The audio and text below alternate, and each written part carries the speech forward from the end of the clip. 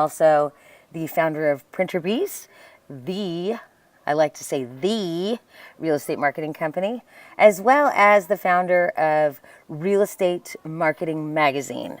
Real Estate Marketing Magazine is an online publication that is completely dedicated to helping realtors navigate the twists and turns of marketing the real estate business.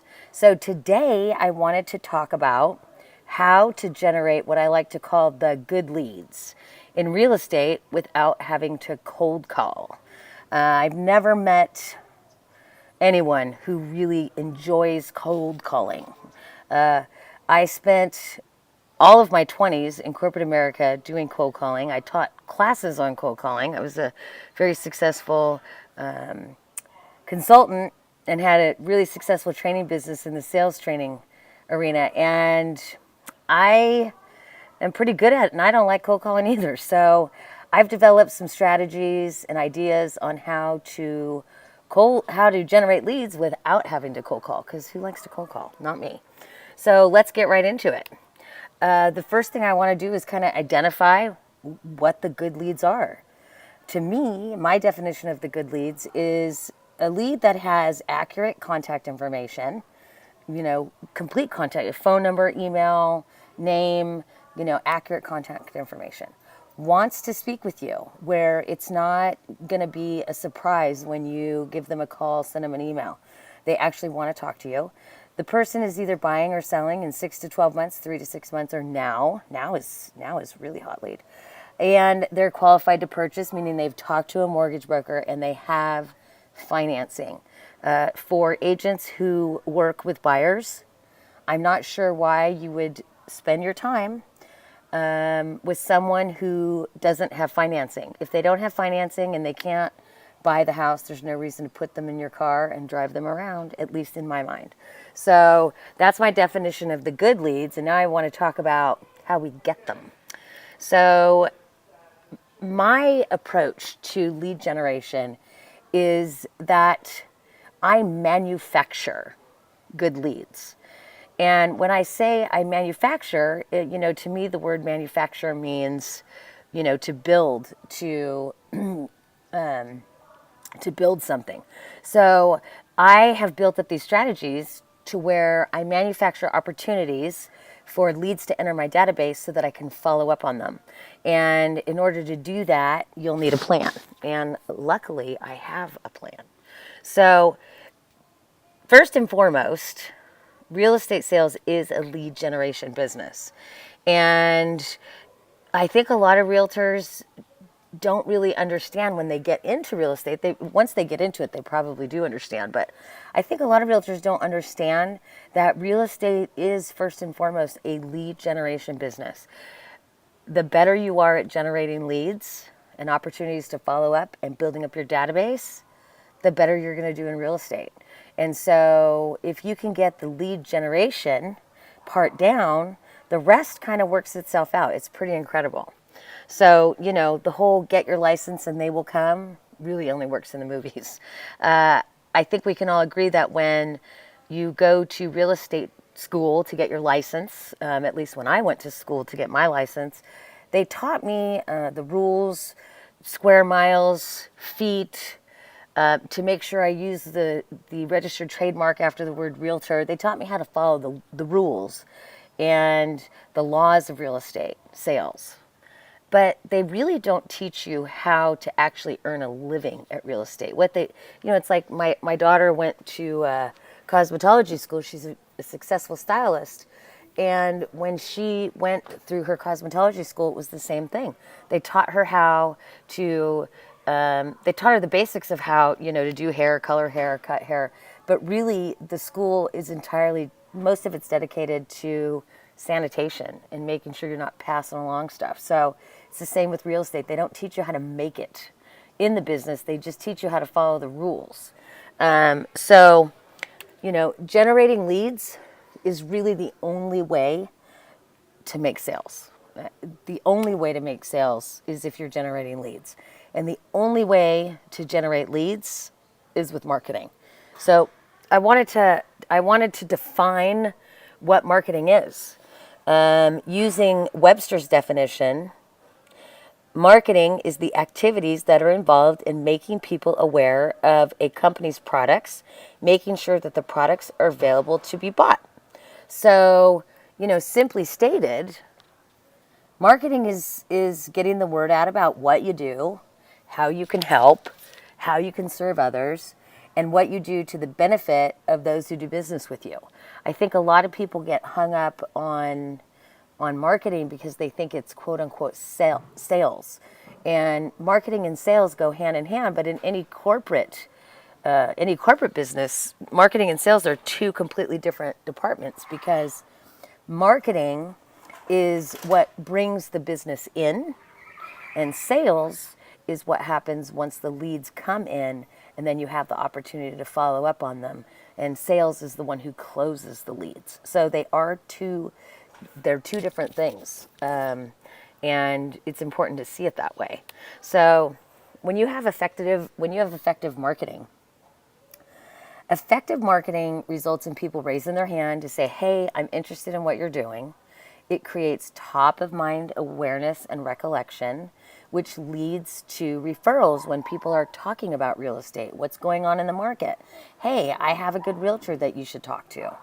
Good leads entering your database is a reason to follow up. And, if you follow up, you're doing the one thing that no one else around you is doing. Most people, and it's both in real estate, small business, they gather leads and then they don't follow up on them, so they can't figure out why they're not closing. But it is all about the follow-up. So you generate the leads, you follow up, and generating those leads gives you a reason to follow up. And once you have those leads in your database, you create consistency in your business, especially if you never stop. If you just keep going with generating your leads. So the thing about, we talk about the leads. Leads become contacts in your database. And one of the things that you'll hear me talk about a lot is how important your database is. And so as you're gathering leads, you're building up your database of contacts.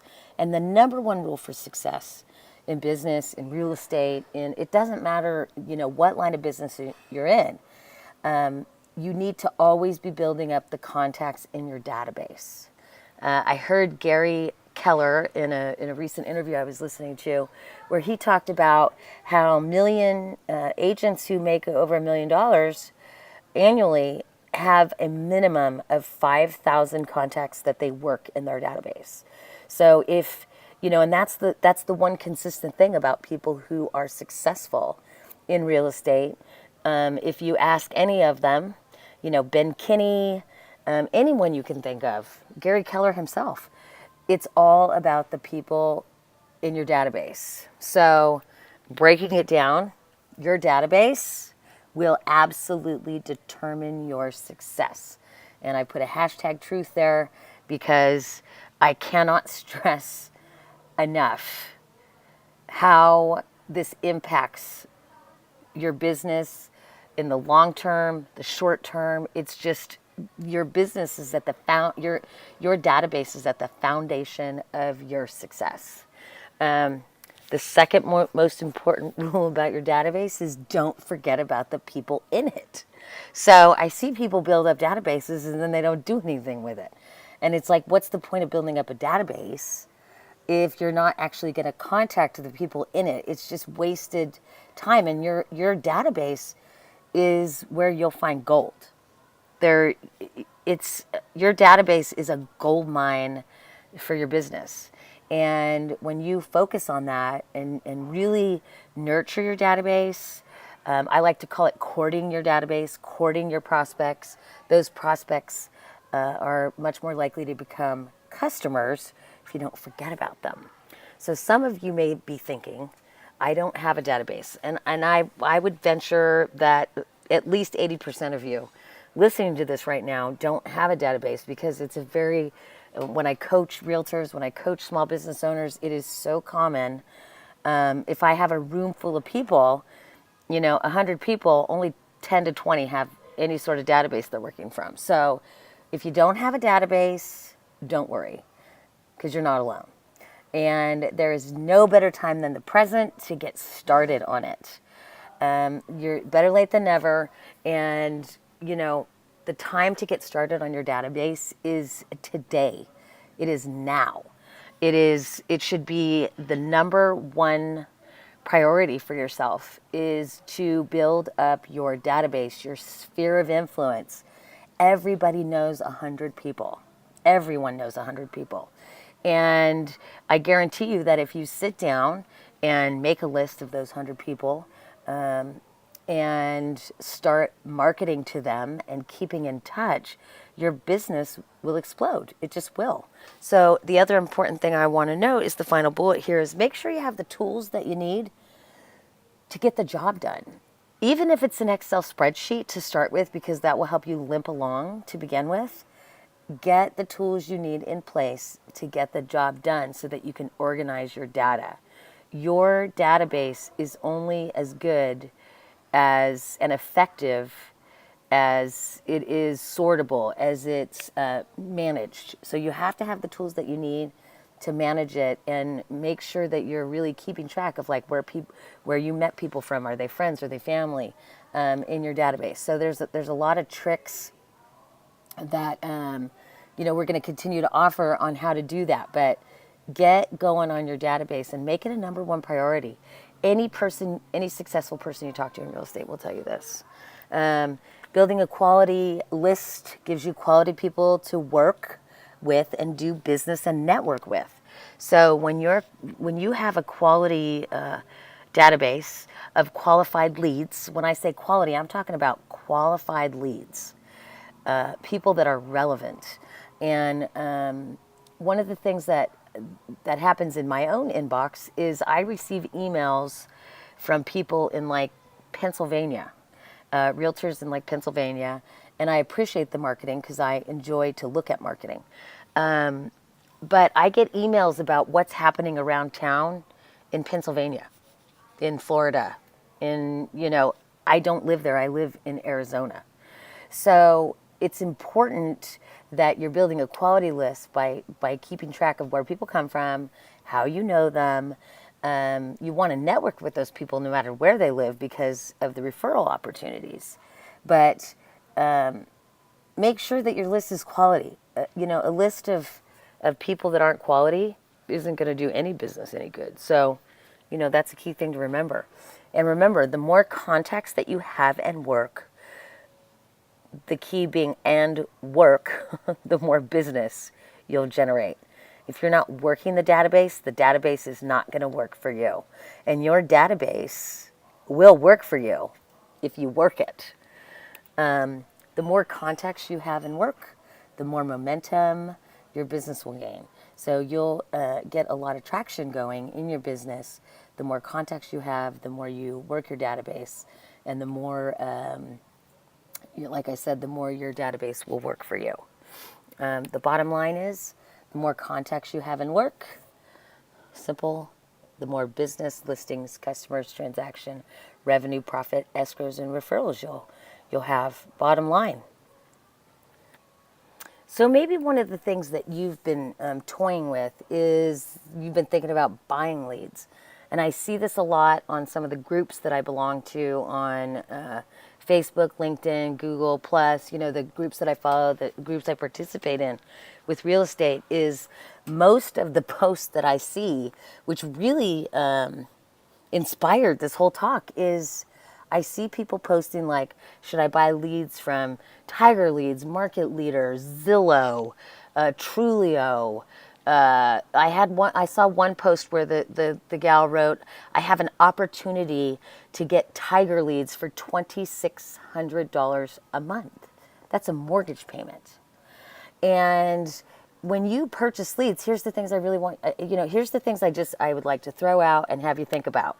Purchase leads require marketing efforts too. So just because you purchase the leads doesn't mean that you don't have to market to them. And, people do business with people they know and like. And when you purchase a lead, those people don't know and like you yet because they don't even know you. There's no relationship or trust with purchase leads. the relationship was established with wherever the person shared their information. So if you're buying leads from, let's say, Zillow, the person that you're purchasing the lead from has a relationship with Zillow. They don't have a relationship at all with you. They haven't had an opportunity to build a relationship with you. And so you're really starting out cold. So purchasing leads is really similar to cold calling. And I don't really consider them warm leads because you're a stranger with contact information and you're competing with other strangers that have the same contact information. So when you think about buying leads, think about that. You're just a stranger trying to do business with another stranger, and there's no relationship in there. And it doesn't matter where the leads come from. Every lead you get requires follow-up because that's where the magic happens.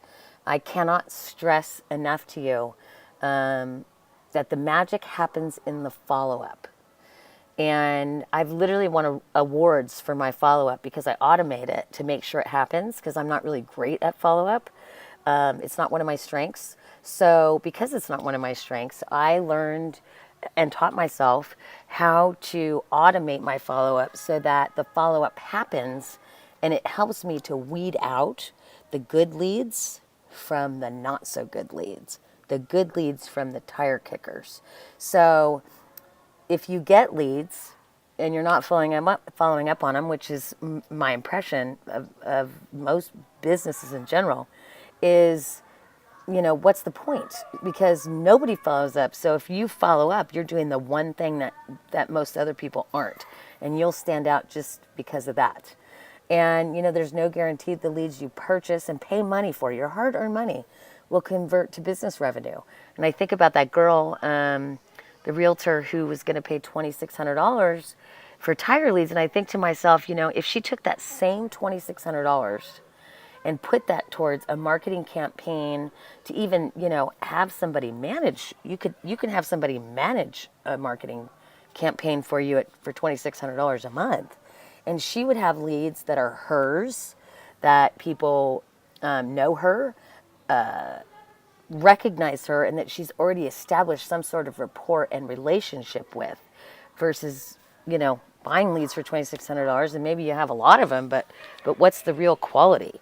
So I'm not a fan at all, if you can't tell, of buying leads, because I think they're a waste. And every thread I read about buying leads, out of 20 comments, maybe 2 think it's a good idea. So before you buy leads, if you're thinking about it, do your homework. Go on Facebook. There's a group called What Should I Spend My Money On?, which is all about real estate.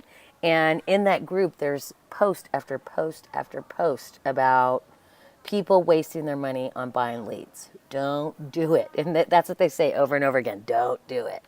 So getting back to the leads you generate yourself, convert into business revenue so much easier. Trust me.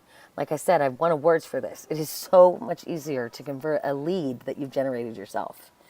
They're like low-hanging fruit because you already established a rapport. You don't have the competition. Most people only meet with one realtor. And so if you're the one who follows up, you're not gonna have any competition. And I'll tell you, I recently purchased a home within the last 3 to 4 months, and I cannot tell you the difficulties there are in finding a realtor who will follow up. I'm telling you, if you're the realtor who follows up, your business will explode because it's not happening. I went through 7 realtors. Not because I didn't like the realtors I was working with, not because I fired them. It's because I couldn't get the first 6 to call me back. I couldn't get 6 realtors, one after another, that I had face-to-face conversations with, told them I wanted to buy a house. They swore to me they would follow up with me, get in contact with me, and I didn't hear from any of them. I met my realtor, Mark, at an open house. He was the only one who followed up with me, and I purchased a house with him within about, I think, 3 to 4 weeks. So it just is what it is. And when you generate your own leads, they are nice and warm. They're like coming out of the oven, ready to go, because you've already established a certain level of trust. Um, like I said, people do business with people they know and like. And when you follow up, they get to know and like you. Um, Possible lead sources to consider. Now, I don't think it's a good idea for you to go and do all of these at once. I'm just throwing out some ideas. And what I'd love to see you do is maybe choose 3 of these. And one should absolutely be your sphere of influence. I am shocked beyond belief at how many people will not market to their sphere of influence. Your sphere of influence needs you because there's not a lot of realtors out there that follow up. So offer your services, offer your expertise, be the one that shows up. You don't have to sell them anything. You don't have to be, cramming real estate down the sphere of your sphere of influence, but you can certainly market to them, which is merely sharing information. Your past clients are, there's so many companies out there that work by referral only, and they do that by working their database of past clients. My husband and I, in our real estate business, were very successful with marketing to past clients. We worked our sphere of influence, our past clients, and we did very, very well. FISBOs are a great lead source because that person wants to sell their house. So it's, and as a realtor, how confusing it is to someone who really doesn't know.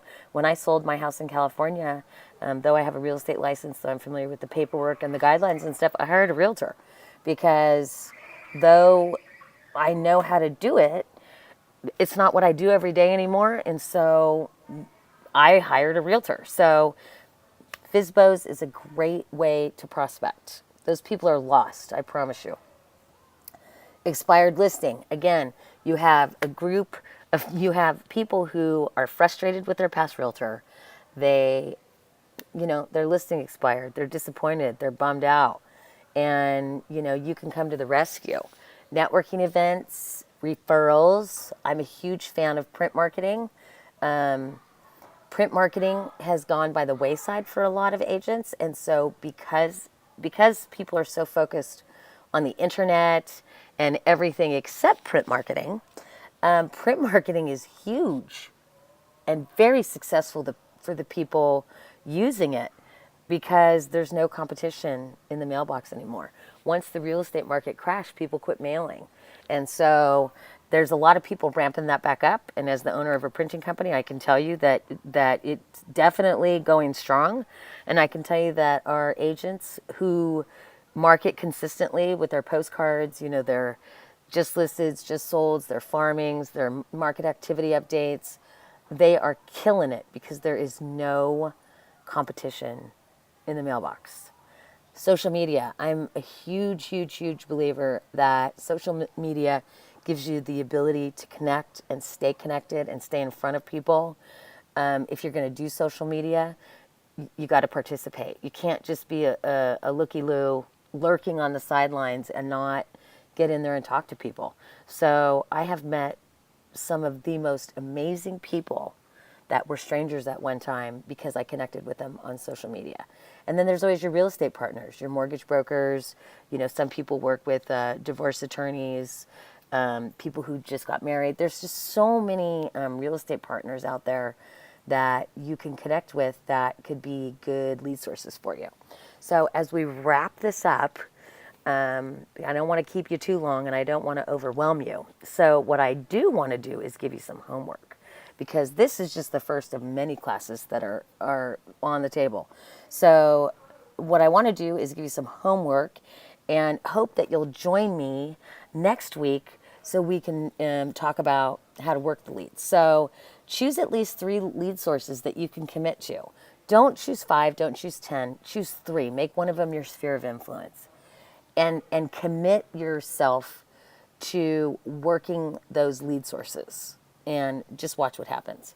Put a list of at least 100 people together as a starting point for your database. That's the sphere of influence that I talked about. If you're having a hard time, the way I like to challenge people is to say, imagine that you're throwing the biggest birthday bash ever, and money is no object, and so you get to invite and need to invite every single person you know. Sit down and pretend that you're putting that list together, and you'll find that if you were inviting a bunch of people to a big old party, that you know at least 100 people. And be prepared to begin marketing to the people in your database. So, you know, put the list together and be prepared to get to work on it. You got to be willing to do the work. So, week 2, I want to invite you back. I hope we could do this again. We're going to talk about how to market to your list once you put it together. Like I said, I don't want to overwhelm you. I want to break it down into small steps that are easily digestible. Organize your list is how we're going to talk about that. Nurturing your list, which is, courting your prospects so they become customers. Following up with the leads. You're going to have the leads. Now you have to know how to follow up on them like no one else is doing. And I want to talk about the tools to help you work your list, both high technology tools, and for those that are a little afraid of technology, we'll get the paper and pencil methods of how to work your leads as well. And as I wrap up, you can learn more about how to generate the good leads at www.thegoodleads.net. And this is a web community it's a membership that's dedicated to assisting realtors and small business owners on how to generate the good leads. It's the ones that lead to revenue. I've been generating leads for almost 30 years, and I'm really good at it. And I just want to share what I know in service of others. You'll find all of my secrets, all of my business secrets. And as a realtor, you are a small business owner. So you'll find all of my secrets in my book, The Secrets I Share with My Friends, Everything I Know About Building a Small Business. It has getting great reviews. It's a memoir, so it's not a boring book. And you'll find a wealth of information in there on how to build up your real estate business. I look forward to following up with you for week 2, and I welcome any questions you have. Thanks so much for spending your time with me. It's an honor and a privilege. Thanks.